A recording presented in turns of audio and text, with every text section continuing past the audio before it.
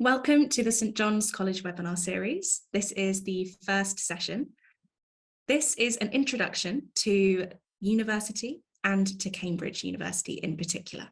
My name's Elsie. I work here in St John's College, which you can see part of behind me. I'm in the Old Divinity School, which is part of the college. I work in the admissions office, and my specific role is Schools Liaison and Access Officer.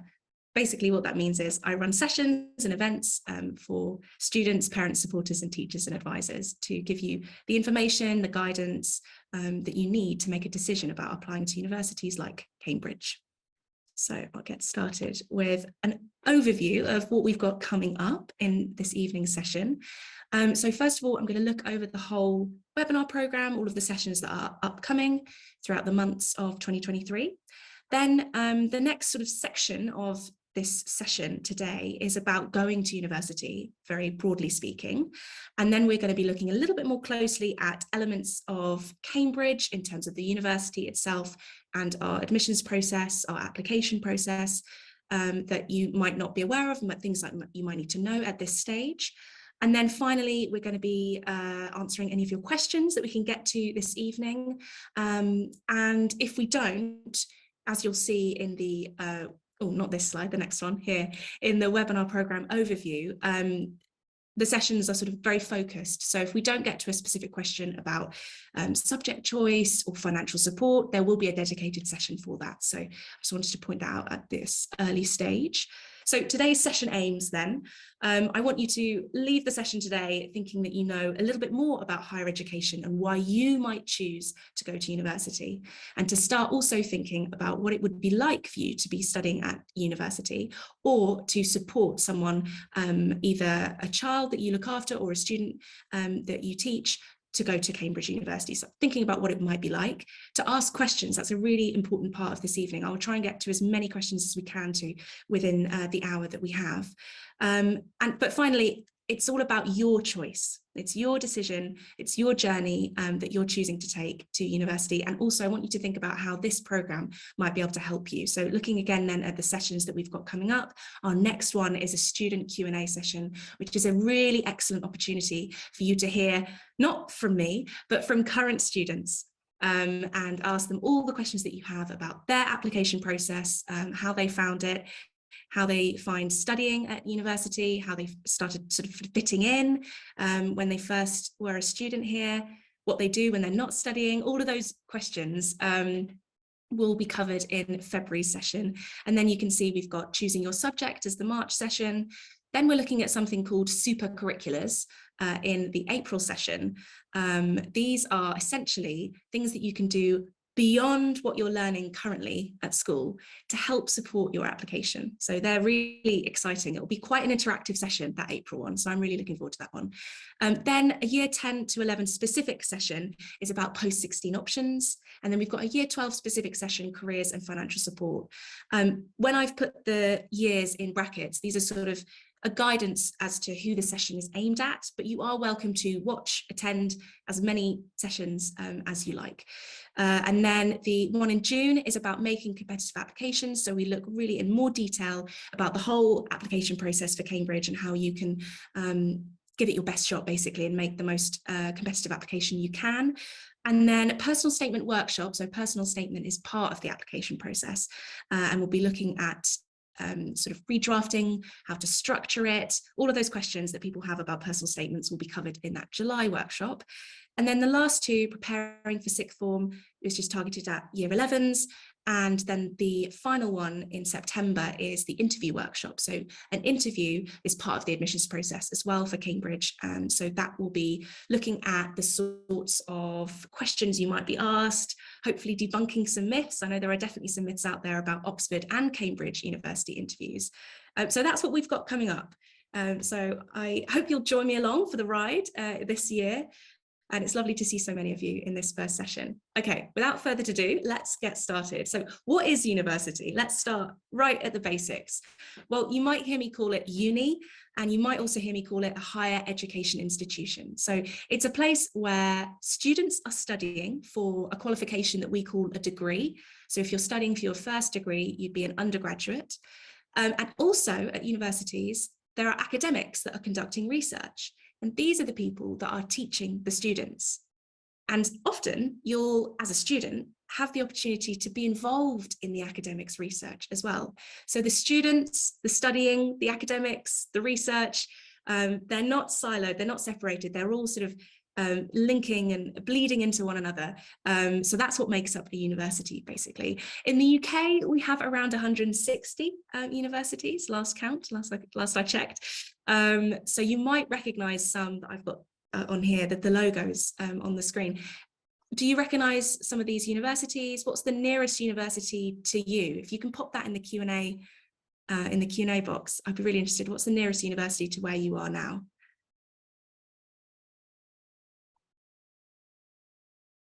Leeds, Durham, Reading, Lancaster Imperial, Birmingham. Wow, loads coming in. I can't keep up. Oxford, Liverpool, Edinburgh. That's amazing. That's also a really nice snapshot of where I'm talking to you right now, because I can't tell, you know, where you are coming from. That's amazing. Okay, excellent. So yeah, so you're familiar with sort of different universities, maybe the one that's closest to you.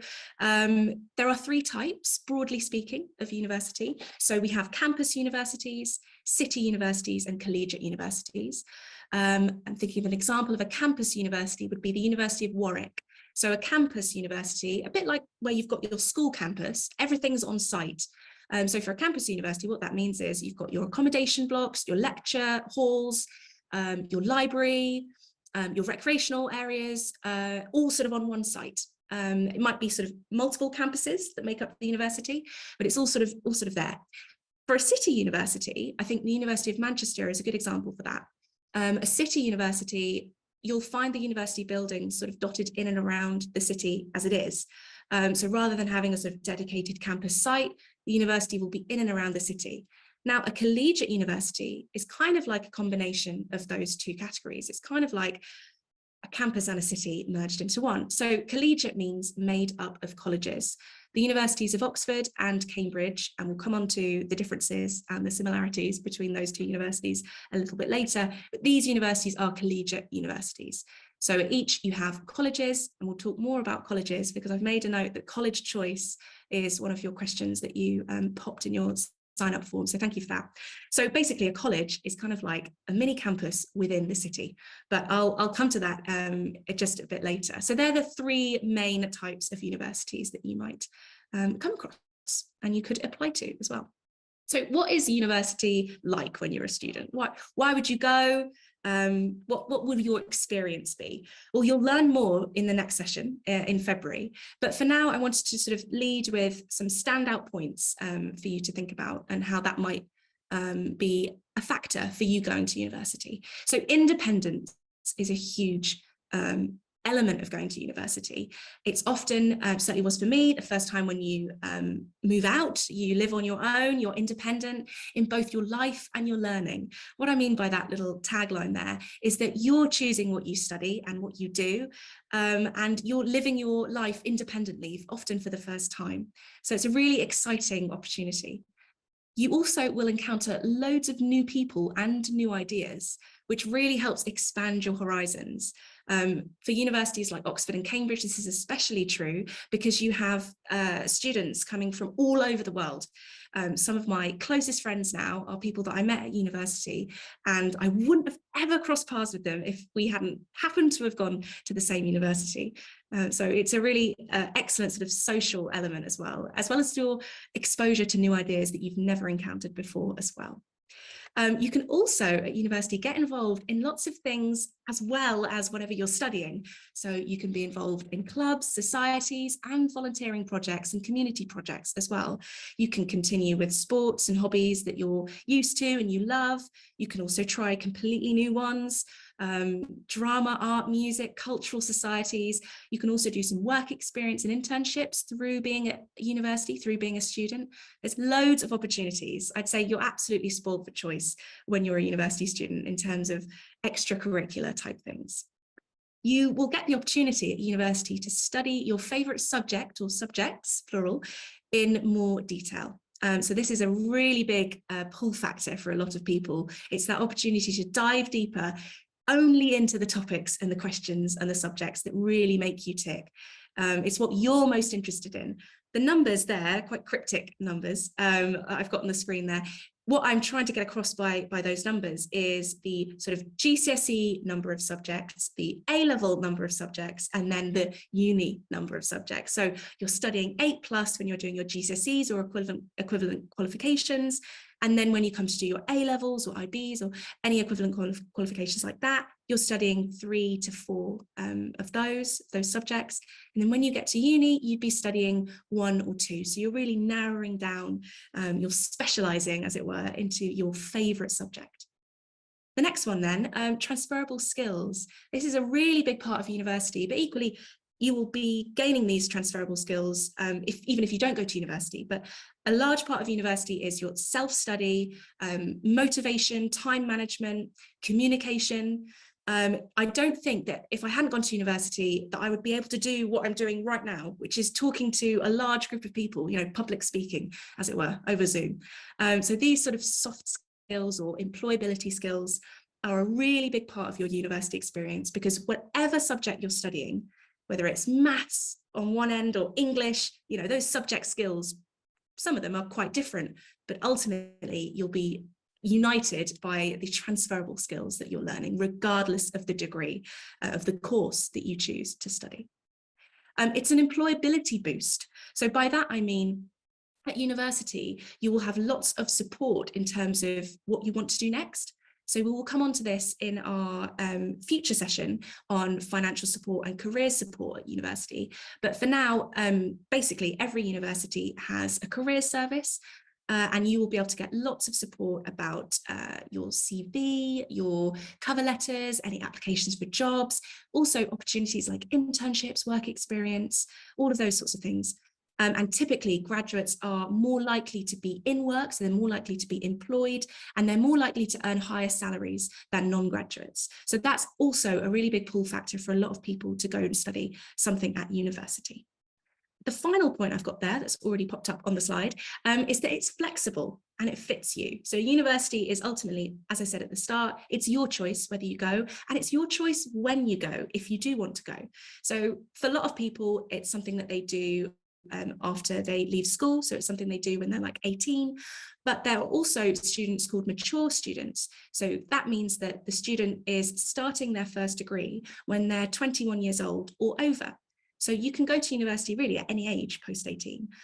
Some people will go because they want to retrain and gain a qualification and then move into a different career path.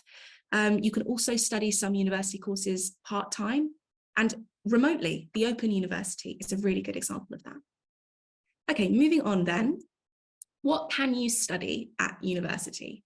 Well, you can study something that is like familiar to you and something that you have enjoyed studying at school. I've got some examples there for you. You can also study a subject that you've never heard of before. It's completely new to you. You can study a mix of familiar and new. I've got some examples there. And then I've also got some examples of vocational courses. And by that, what I mean is a course that has a direct link to an employment area, an industry, or career path. So a good example of that is medicine. We will come on to the connection between degrees and careers in that later session on career support and financial support at university. So I'll definitely talk more about that in that session.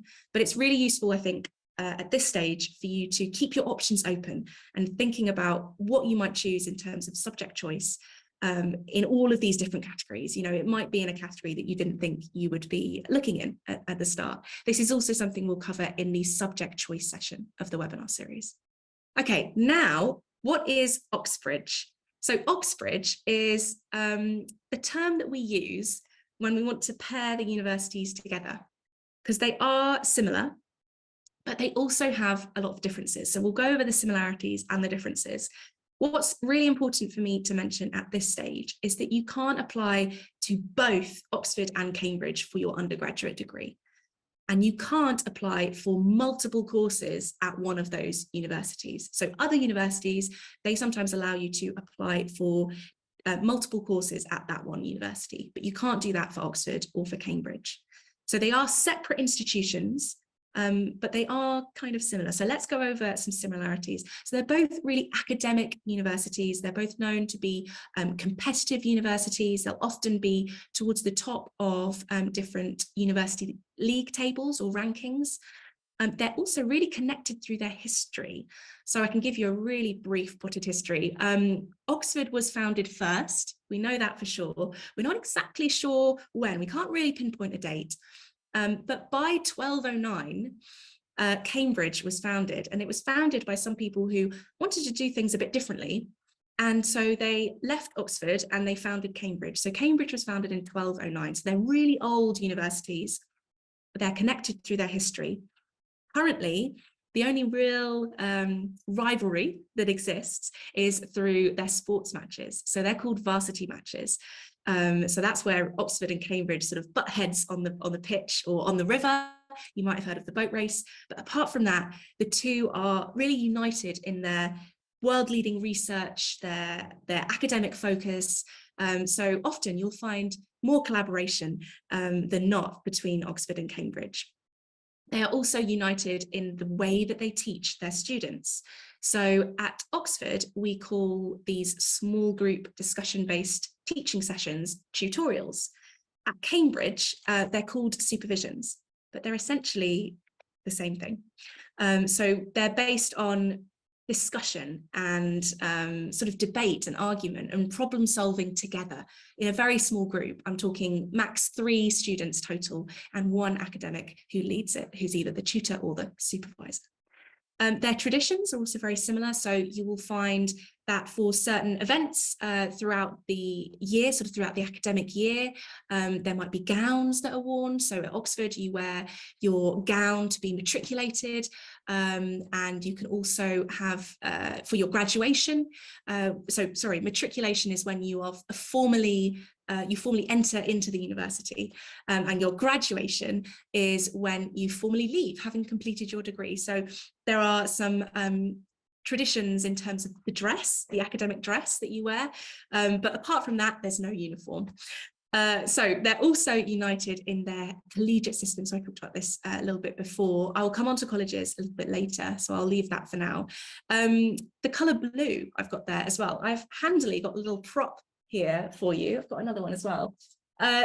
You can call these green blue. They're Cambridge blue, technically. And Oxford blue is on the background of the 2 logos I've got on the top left of my slide. That's like an Oxford blue. So they both like the colour blue.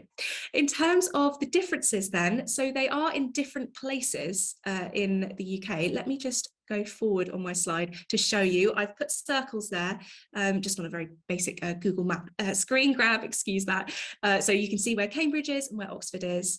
So they're close to each other, but they're not sort of in the same place per se. Cambridge still has some all-female colleges. Oxford doesn't have any colleges that are gender specific anymore.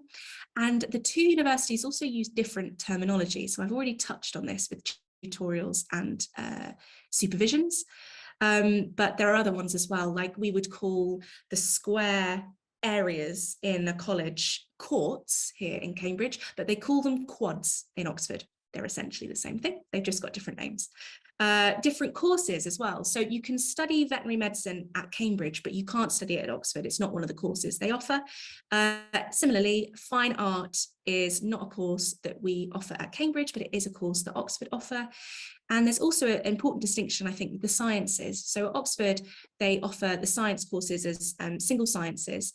At Cambridge, you would apply to study natural sciences. So this is our broad science course that gives you a really flexible base in sort of scientific background. You would pick a stream, you pick either biological or physical, but it's one course. So you would be a natural science student as opposed to a specific, a biology student or a physics student or a chemistry student. But ultimately, there are lots of similarities between the ways that the courses are taught. Okay. Oh, I've got a little game for you now. I had forgotten about this. So if we could just quickly, I'm just conscious of time to get through everything else, pop in the Q&A what you think these pictures represent in terms of Cambridge discoveries and Cambridge inventions. So you can pick any one. I've got 1, 2, 3, 4, 5 there for you.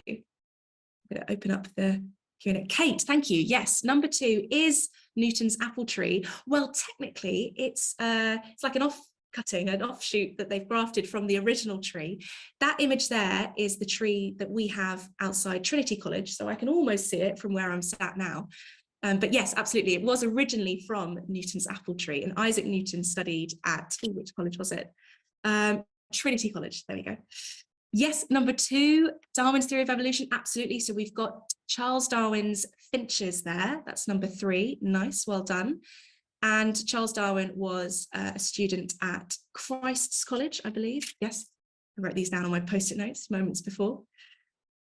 Excellent. Yes, we've got lots for Charles Darwin. Number 1, yes, I can see. Thank you, anonymous attendee. Number 1 is Alan Turing. He studied at King's College in the 1930s. He's known as the father of computer science, the father of artificial intelligence. Absolutely. Well done. This is a really good quick fire round, a quiz round here. Any more responses? I can't see any. Oh, number 4. Excellent. Yes. So I've got the England football team there. That is meant to represent the fact that technically football was kind of invented in Cambridge, specifically at St. John's, actually. So in the 1840s, there was a student that came to St. John's College who decided that things needed to be sorted out with football. It's one of my favourite stories. So if I've ever met you before, I've probably told this story. Essentially, football was played by very different rules by all the different teams that were part of the university. And so John Thring helped set up the first university's football club that still exists today. And the rules that he set out, there's a monument to it actually on Parker's Piece, which is a large green open space in Cambridge. They ultimately became the founding rules for the game that we know today. So technically, football was kind of born here. Number 5, really good guess. Thank you, Hafsa. Self-healing materials for robotics. It's not, but I really like that guess. Frederick, you've got the answer. Yes, it is the first webcam. Well done, Frederick. Yes. So this image that you can see here is from 1993, I believe. It's when some academics at Cambridge were working in the laboratory, studying important things, researching very important things. And of course, they needed coffee to fuel them to do this. So they decided that it was not worth their time to get up and go check if the coffee pot was full or not. So they decided to essentially invent the first webcam. So that is, you can see all the different images of varying fullness of a coffee pot. So yeah, the webcam was also linked to Cambridge in that really interesting way. Okay, excellent. That was really speedy. Well done, everyone.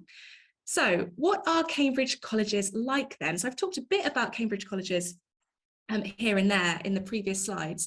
Essentially, they're your home when you're a student here. And the same applies for Oxford. So there are around 30 at Cambridge and around 30 at Oxford. And the colleges are where you live, where you eat, where you study, where you socialise. So they're a bit like a mini university campus. They've got sort of everything on site. So at St. John's, we have our library, we have a gym, we have music practice rooms. We also have playing fields just across the road at the back of college. So colleges are sort of your home, basically. They've also got your accommodation. So you'll be living in college for much of your time as a student. You will also be eating here as well. So there's kitchenettes and little student kitchens for you in the accommodation areas in college. But then you've also got what we call the buttery, but it's like a dining hall, your cafe as well, and your bar. So there's everything really on site. They also are the institutions within Cambridge that provide you with individual support in terms of academic support, pastoral, financial. So they look after you. They look after your well-being, basically, when you're a student here. You'll have a team of nurses. Colleges could also have counsellors as well. And you'll be assigned a tutor when you're a student here.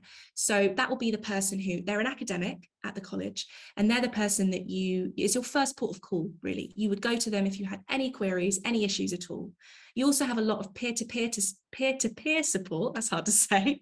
So what I mean by that is when I was a student, I was a welfare officer. So what that meant was I was supporting my fellow students by signposting them to welfare services that they might need. So you've also got student-to-student support as well. Colleges really do vary by the way that they look, their history, their size. So some of them are really quite old, some of them are more modern. Lots of the colleges have mixtures of both now. They've sort of grown with their buildings. At St John's, we're opening this year our new buttery bar and cafe. So that's probably, I think, the newest, as of doing this session, the newest part of this very old college. Yeah, their size. So St John's is quite a large college, and there are other colleges that are a bit smaller. Also their location as well. There's a map on a slide in just a moment, which shows you some of the colleges that are dotted around Cambridge and sort of gives you an idea of where they are in relation to each other, and also other elements of the university and the town itself. But ultimately, although they do vary in all of those different ways, there isn't one college that's better for one subject or another subject. College choice is really a personal one. Some students will choose the college because of the particular location. They might really like the fact that St John's is on the river, for example. Other students just can't really put their finger on why they wanted to go to a certain college. They just sort of felt that it was right for them. But ultimately, whatever college you end up at as a student at Cambridge or Oxford, you leave with the same degree because you've done the same course. So the course, the degree, the lectures, the exams, everything like that is set by the university. So it's the central university of either Cambridge or Oxford that determines things like course content and does the marking for the exams and everything like that. So there are differences, but it's really important that you are aware that college choice isn't sort of going to advantage you in any way or disadvantage you in any way. So this is, I hope, a helpful diagram of how the college, the department, and the university all relate to each other. So department, I don't think I've mentioned that up until this point. By that, I mean the faculty of the department. I'm sure at school you'll have your maths department or your science department. It's a bit like that. So you'll have buildings where you would have your lectures and any sort of practical elements for science courses as well. That's where it would all be, all the laboratories. So as a member of the university, as a student, you would be a member of the university, you would also be a member of the college, and you'd also be associated with the department as well. So you sort of have these different institutions, these different elements that come under the larger umbrella of Cambridge or Oxford. So that's how it kind of works. That's how those relate to each other.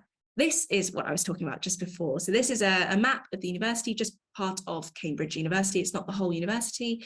You can see, I hope, St John's roughly in the middle there. So you can see our playing fields there. You can see where the river is as well. So St John's is quite a central college. You can also see other colleges here and some departments. You've got the Centre for Mathematical Sciences up there. You've got Cambridge University Library down here. You've got other colleges like Christ College, Sydney Sussex, Trinity, King's.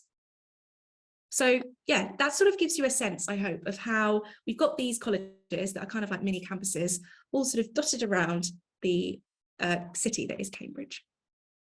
So what's St John's College like then? Well, it has a really interesting history, as well as the football anecdote that I told you earlier. It's really quite old. It was founded in 1511 by Lady Margaret Beaufort, who would be the mother of who would be King Henry VII. We also have a really large community here. So we have each year around 170 new students or freshers or new undergraduate students starting with us each year. And we have over 65 nationalities represented in the student community, also in the academic community, and also in the staff community as well in college. We're a really physically large college with lots of facilities. So I think I've already mentioned all of these actually. Yeah, our gym, our music practice rooms, too many books for me to count, and a really large area that I showed you before, the playing fields. We've also got lots of student societies at St John's. When we come to next session, I will definitely make sure that the students that are on that panel let you know about all the societies that they're involved with while they've been a student here at Cambridge. Okay, what can you study then at Cambridge? So a really good place for you to go and look at this in more detail after the session in your own time is that page that I've linked there. It's just the big course page for the university. We have 30 broad, flexible courses, and they together cover around 65 subject areas. Now, these courses, like I mentioned before, for the natural sciences course, that really broad, flexible course, they're all very similar. So by the time you are in your second and subsequent years, you'll be able to pick and choose from a wide array of modules, topics, papers. So you'll really make the course your own. So you might have a friend who's doing technically the same course as you, but their interests will be slightly different to yours. So you'll end up studying your own sort of tailored course. That's a really lovely part, I think, about university courses in general, but also I think especially at Cambridge, you can really make the course your own. So I've got an A to V-ish. That's just a screenshot of that website I've linked for you there. When I send around the copy of the slides after the session, you'll be able to click on that hyperlink. So how do you learn at university? So at school, it's broadly classes, right? That's majority of how you learn at school. At university, you have forms of classes, but they're a little bit different. So you have your larger equivalent of classes, which we call lectures. So these will be where your main course content is delivered. So everyone studying geography, for instance, will all go to the same lecture. But then you'll also have those small group discussion sessions, supervisions or tutorials, which I mentioned earlier, where you'll sit one-to-one or in a small group of about 3 of you total, and you'll go over either a problem sheet of mathematical or scientific questions if you're doing a STEM subject, or you'll go over your essay response or your commentary on an object or a passage, something like that for humanities subjects and everything in between. For some subjects like geography and when you're studying a modern language, you will also have opportunities to study abroad or go on trips and do your projects and research abroad as well. We also have, top right, I've got an image of a practical experiment, which you might also do at school. I certainly remember being around a Bunsen burner when I was at school. So it's kind of like that. As a STEM student at a university, you'd do like full experiments basically in the lab. So it's a really exciting element of studying. I've got a picture of the library as well on the right there. That's St John's College Library.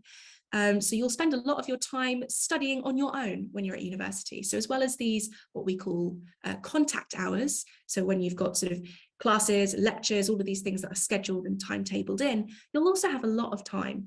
And that's where this independence that I was talking about really comes into force.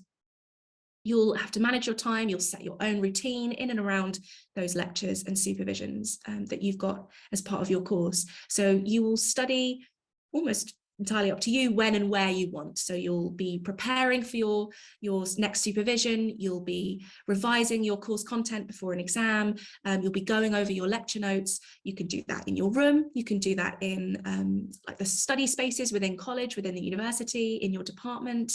You can do it in a coffee shop. You can do it in summer, I think, outside. It's a bit too cold to study outside at the moment, but yeah, it's really up to you. And I've got on the next slide, yes, listed, I think I've covered them. Oh, seminars, I didn't cover those. So the image on the left in the middle there, that's of a seminar. So a seminar is kind of like when you do a group project presentation. So you come prepared to talk about something with the class, and then you take questions on it afterwards. So it's a discussion-based session, a little bit like a supervision or tutorial, but these tend to be a little bit larger in number. So you might have 12 up to 15 maybe in a seminar. So that's a different way of learning that you might not be familiar with from school. I've got some examples of, I've got STEM on this slide and humanities on the next slide. These are some examples of how your week might look as a university student. So you'll have your lectures, you'll have your practicals, your supervisions. Generally, STEM students have more contact hours than humanities students, but this really does vary by course. And I think that's a really good question that you can ask in the next session, actually. When we have the student Q&A and the students are there raring to go, ready to answer your questions, asking them about their typical week, their typical day is a really good way of getting a sense of what it's like to study at university. Okay, moving on, just in the interests of time, I've got for you here an example course page. I've chosen one of our new courses, actually, chemical engineering and biotechnology, to give you a sense of what you will look at when you're looking at either prospectus or an online webpage for our courses. So a good thing to be looking at this point is, what are the subject requirements? So some courses require you to have studied a certain subject at A-level or IB or equivalent. Some courses don't require that. Some recommend that you do an essay-based or a maths-based or a language. There'll be different requirements and recommendations. It will be really clear on the course page what's sort of expected of you in that sense. And if anything is unclear, then you can get in touch with us, either the direct link that will be on the page to contact the main university team or one of the colleges. We'd be more than happy to help talk through your specific sort of profile of subjects and qualifications, all of those things. Another thing to note at this point is that some courses have additional elements. So I'll come on to this in the next slide here. So the bit at the bottom there, I've got the box, additional elements depending on the course. I'll talk about that in just a moment. But this slide shows you everything really that makes up a Cambridge application. So the first bit at the top in green is what's required of you as an applicant to all UK universities. So you'd be submitting your applications through this thing called Ucas. So that's an online portal where you submit your applications. Ucas asks you to submit things like your personal information, your educational history, also a teacher reference through your school or college, and your personal statement. That's also a really big one. We'll come on to the personal statement in much more detail in the dedicated session to it. But then I've got at the bottom in a purpley colour, Cambridge specific things. So one of those Cambridge specific things is the My Cambridge Application Questionnaire. We used to call this the Supplementary Application Questionnaire, or the SAQ, or the SAC. This questionnaire is now the My Cambridge Application Questionnaire. What we are asking you in this form is something that we ask every single Cambridge applicant to fill out. It's a required part of your application. You give us in this questionnaire more detail about you as an applicant. So what exactly are, for instance, the A-level topics that you studied? What modules have you done? What's another question a really important one is that you have an option to write a Cambridge specific personal statement. So I'll briefly touch on that. So for some of the Cambridge courses, an example is our course called Human, Social and Political Sciences. That's quite a Cambridge specific course. It's kind of similar to sociology courses. There's some anthropology elements in there. There's politics, international relations. It's kind of a really nice mixture of all these interrelated topics. It's quite a unique course to Cambridge. So we understand that when you're writing your application, when you're writing your personal statement to all of the other universities that you're applying to, you won't be able to, in that main Ucas personal statement, go into detail about the specific ins and outs of what it is about Human, Social and Political Sciences, HSPS, at Cambridge that really appeals to you. So we have that optional space in the My Cambridge Application Questionnaire for you to go into a bit more detail if that's relevant to you. It's completely optional, like I said, but it's an important thing to note at this stage because we do understand that some of our courses don't directly map onto other courses at other universities. So it's really important for you to know at this stage that we're not expecting you to talk only about one specific course in your personal statement, which goes to all of your universities that you're applying to. There's also something called the extenuating circumstances form. I had a couple pre-submitted questions about this actually, so I wanted to touch on it. So this is something that you can fill in if you've had any disruption to your personal or educational life, anything that has disrupted you. You can discuss with us again more if you want to talk more about it, but there is a form, a dedicated form for that. This basically helps us give us a complete and accurate picture of you as an individual, as an applicant. So we're taking everything fully into context and we're understanding you as an applicant. Then the last 3 bullet points I have there, interview, first of all. So I will come onto this in more detail in a later webinar, but essentially what a Cambridge and Oxford interview is like, it's like a conversation. It's not going to be a series of quick fire quiz questions like I had for you with Charles Darwin and all of that stuff. It's not going to be like that. You will be probably responding to things that you haven't seen before, like hopefully that slide, unless some of you came to my series last year. I've definitely reused that. But your interview will be stretching, it'll be challenging to you, but they're not expecting you to just respond to everything with an answer. It's more like a dialogue. They're looking to see how you think about a subject, what interests you in particular. So your interview is really like a conversation with subject experts. So it's an absolutely excellent opportunity for you as an applicant, regardless of the outcome afterwards, whether you are offered a place or not. The interview is I think a really special opportunity for students. The last two, we'll come on to interviews in more detail in a later session, but I just wanted to say that just at this point. The last two in italics there, admissions assessment and written work samples, this depends on the course. So it depends on what subject you're applying to. Some subjects require you to do some sort of admissions assessment. So these are for a language, this might be something like a translation exercise, comprehension exercise. It might be like analysing a poem or a passage, something like that. For STEM-based courses, it will usually be often like a multiple choice maths and science problem question paper. So there's more detail about whether this is something that you'll have to do as an applicant for whatever course you're going to be applying for on the website. So all the information about if you have an admissions assessment and any past papers, all of that guidance is on the website. Same for written work samples. So for some subjects, you might have to submit samples of written work. For architecture, you submit a portfolio. So there are different requirements, different additional requirements, depending on your course. I've got a bit about Ucas here. So important things to note is that you have 5 slots to fill. You can apply for up to 5 universities or courses.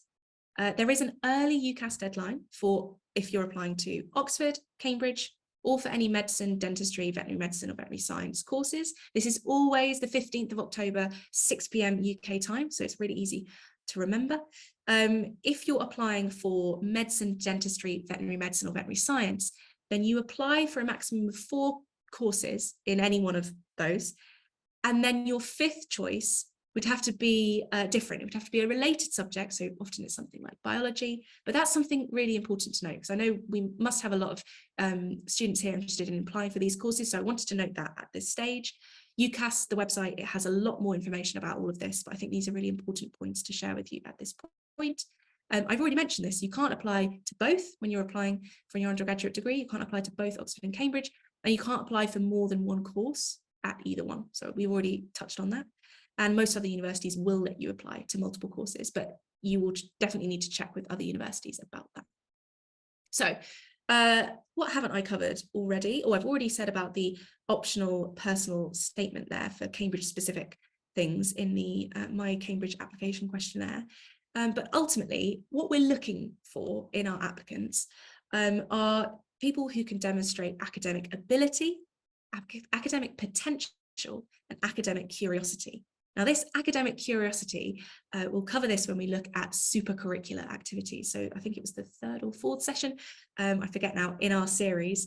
I think it's April, isn't it? Yeah. We're going to be looking at this academic curiosity and how to develop that, how to demonstrate that in your application. We'll look at that in a lot more detail. But basically, it's showing us that you are really interested and you are really informed in that interest about your subject, whatever subject it is.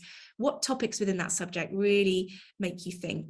What questions do you have about your subject? That's what we mean by academic curiosity. We assess applicants at Oxford and at Cambridge. We assess applicants individually, holistically, and contextually. So what that means, so holistically, we take all of these different elements, so everything you submit via Ucas, and then all of the additional requirements, whatever they may be in terms of subject-specific ones, or the questionnaire that I mentioned earlier, your ECF, if you fill in an extenuating circumstances form, we take that all holistically and we look at everything in its context.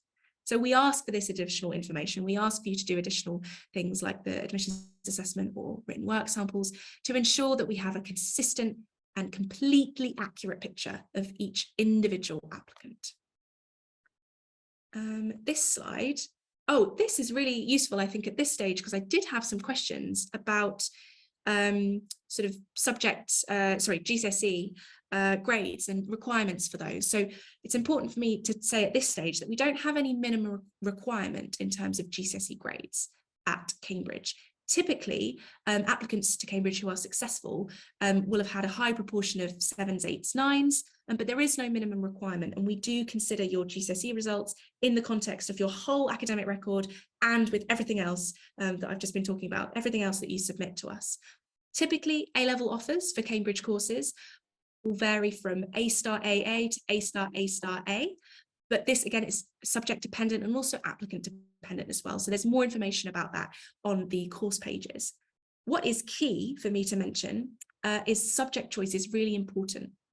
So college choice is a personal one. Often people will ask me, how do you choose a college? Like, which college should I apply to for the best chance of getting in? The best chance of getting in is if you've chosen the subject that's right for you, I would say, in response to that. So like I said before, there's no college that is better at one subject than another. Subject choice is really key, really crucial. We really want to ensure that you have that informed enthusiasm, that intellectual interest in your subject. What's not relevant, i.e. what we're not looking for in particular about our applicants, is any sort of background, any school type in particular, any extracurricular activities that don't relate to your subject or course that you're applying for. So we're not looking for a particular type of person, except someone who just is really passionate about their subject and can demonstrate how they have delved deeper into that subject and how much they want to do that at university level. So I've got a timeline here, which is useful for you. I've got the early Oxbridge deadline for you as point 4. This is helpful, I think, at this stage to give you an idea of all of those things sort of in a chronological order. So choosing your course, that's a really important one. That's why I've put it as step 1. Choosing your college or deciding on an open application. So I haven't mentioned this. I'm glad I remembered this. So you don't actually have to make a choice about your college choice when you apply. So you can do an open application. What that means is your application will be considered, it will be allocated by a computer system to a college. And so that college will consider your application. So some applicants decide to do that. It's not going to put you at an advantage or disadvantage. That's just another element of the college choice that you have to make. Step 3, checking whether you have any admissions assessments and when the deadline is for you to register for that. That's really important because those deadlines can be quite early in this application timeline. So it's really important that at that early stage, you're thinking about when you would need to register to take any tests that you need to take as part of the application process. Step 4 is that 15th of October, 6 p.m. UK time. That's the Ucas application deadline for Oxbridge. Then step 5 would be around October time. So after the deadline, you'd be completing your additional application forms. So that My Cambridge application, you'd complete that in the sort of the week following when you submitted to Ucas. Then after that, October, November time, it really does vary depending on the course and the requirements. That's when you'd be sending us your written work submissions, you'd be taking any admissions assessments, things like that. And then early December tends to be when both Oxford and Cambridge have their interviews. And then around now, actually today and yesterday was like decision days. That's when applicants found out if they'd been successful in getting an offer or not. So that's the timeline for you. It is it's quite a short period of time. You know, the sort of October to January, it's not very long. So I think it's useful for you at this stage to understand the sort of all of the processes of the application process for Cambridge, but within this order, within this timeline. This, I think, is my last slide. It's just another reminder, probably more for me, to remind myself of when we have our sessions coming up. Yes, so that April, I was right, supercurriculars. That's when we'll be looking in more detail about demonstrating that academic curiosity. I will send you these slides to be able to put these in your diaries. Okay, I've come to the end. We have 10 minutes just about for questions. I'm going to have a quick look in the Q&A and bring up my pre-submitted questions that I have. I can see one here about extracurriculars. So I didn't go into much detail about that. It's a really good question, sort of the impact that extracurriculars have on your application.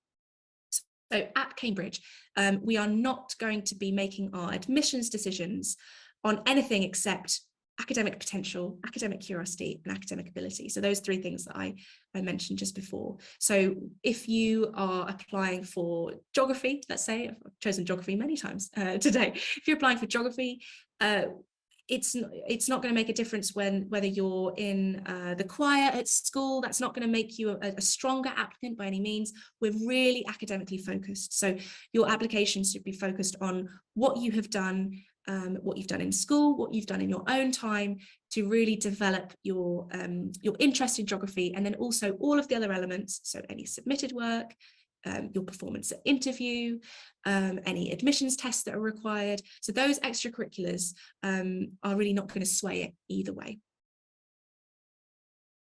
There are plenty more questions. Oh, the open days. So there will be a page on the Cambridge website. I can share that with you afterwards, but you can also find it. So there are open days in July and also in September.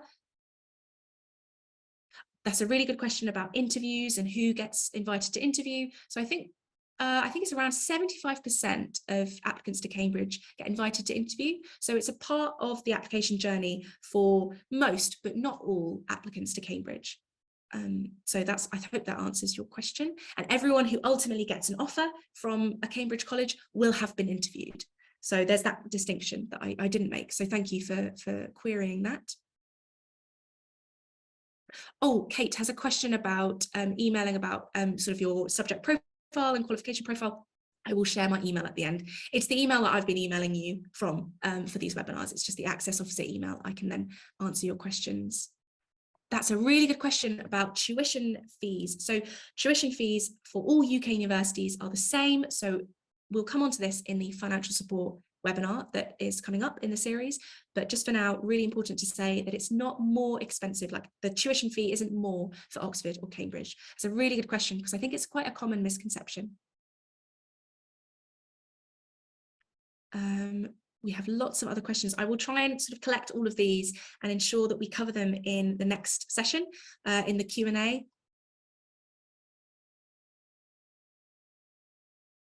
Yeah, there's a question about college-specific resources. So yes, students from certain colleges can access the library. Another college, that's absolutely, that's very legit. People do that. I remember doing that myself. You will be very well served by your college library, the university library, the department library. But if there's some particular, I don't know, rare book or something at another college, you can definitely go request to look at it or borrow it, whatever the case may be. Also, a point about the libraries. So the university library at Oxford and at Cambridge, they're a special kind of library. They're a copyright deposit library. So when you're a student, you will not really have to buy many books at all because you will have access to all of the books that you need really through uni library, through the department library, through your college library. And these copyright deposit libraries allow you to do these things called interlibrary loans. So I did it a lot. If I needed a particular article from some journal that wasn't physically in the library, they can scan it to me right to my email, or they can send the book from one of their warehouses that is connected to the library system, or from another library, anywhere really. So yeah, libraries are a huge bonus of being a student at all universities, I'd say, but particularly Cambridge. Sorry, there are lots of questions, trying to see if I can answer any in the last few minutes. Oh, written work submissions will be, so typically we would be looking at something like an essay you've written during your class time, or maybe it's part of your EPQ, and I'll come on to that EPQ in just a moment because I've seen a few questions about that. So it might be part of your coursework. It might be a timed essay that you've written. Whatever you submit to us, we're not looking for you to write something in particular for us. We're not looking for you to write a special thing and submit that as your sort of Cambridge essay or anything. That's not what we're looking for. We want something that's been marked by your teacher, and we want something that is representative of you and your work. So it's your best work, really. So it's an example of your best work. You will also, when you submit that to us, you will include a cover sheet.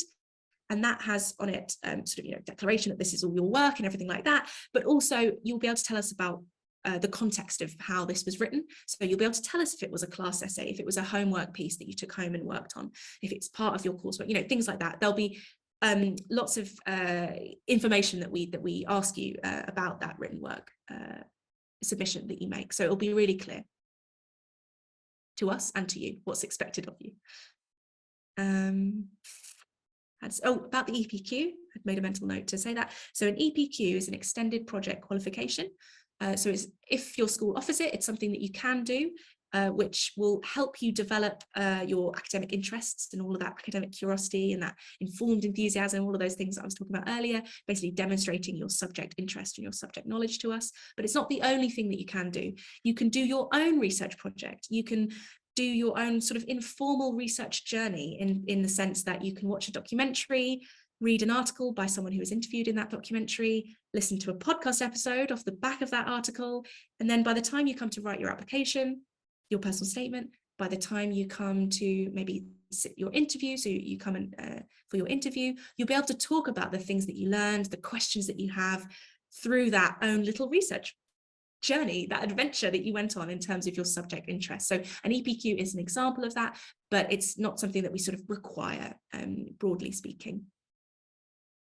I'm just going to see if there's any other question I can quickly answer before we wrap up.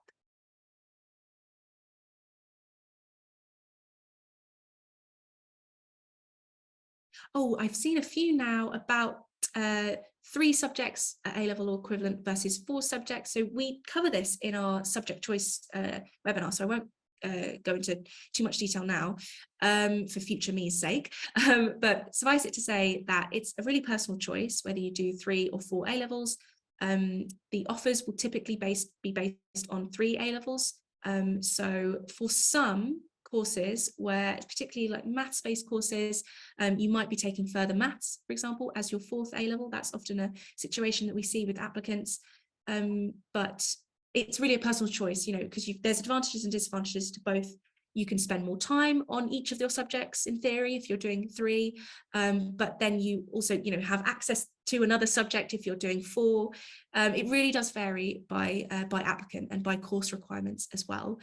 There is a really useful resource called The Subject Matters on the Cambridge University main page, and it has lots of advice about A-level choice, the numbers of A-levels and things like that. So I will definitely share that with you after the session. I think that is Victoria. Yes, the recording of the session will be distributed. Yes, that's all I have time for. I'm going to collate all these questions, put them ready for next month's session, where the students will be answering your questions. Just before we wrap up today, could you put in the Q&A box what you've learned today and what your next steps are going to be? So is it going to be looking at the course pages on the website? Is it going to be watching our 360 virtual tour of St John's? There we go. I knew I'd forgotten to plug something. We have a 360 virtual tour of the college. You can find that on our website. I can also link that to you in the follow-up email after this session. It's really useful if you want to look at things like accommodation examples, if you want to just get a feel for the college as well. So there's lots of different resources like that you can find. Roman says definitely going to research some of the colleges. Excellent. Yes.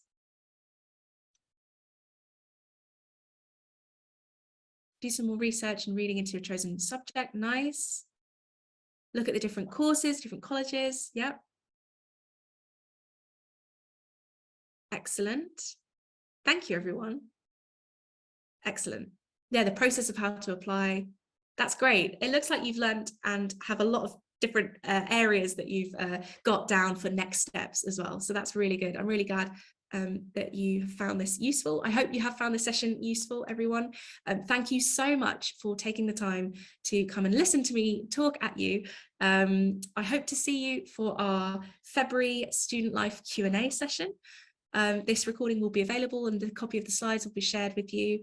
If you have any further questions, then you can email me and I will get back to you. So my email is there, it's accessofficer@joh.cam.ac.uk. Thank you very much, everyone.